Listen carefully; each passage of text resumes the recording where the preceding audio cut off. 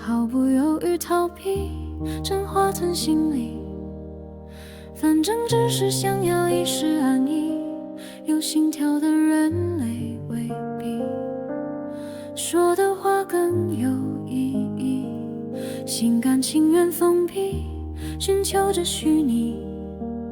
反正只是想听加油打气，没心跳的盐酸机器，凭什么不能代替？就只是想哭，却不能倾诉，只会被说这有什么好痛苦？这年头连哭都需要理由，不然会被当作假装哀愁。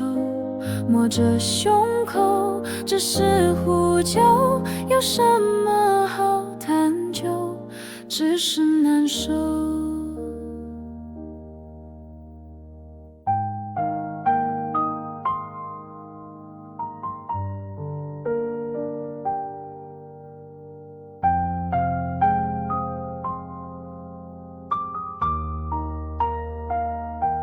这才不是孤僻，更不是放弃。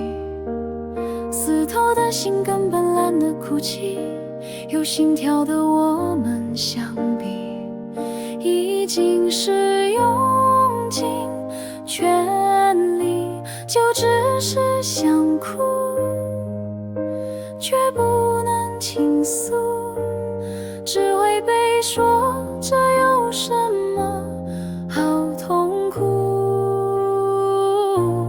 这年头连哭都需要理由，不然会被当作假装哀愁。摸着胸口，只是呼救，有什么好探究？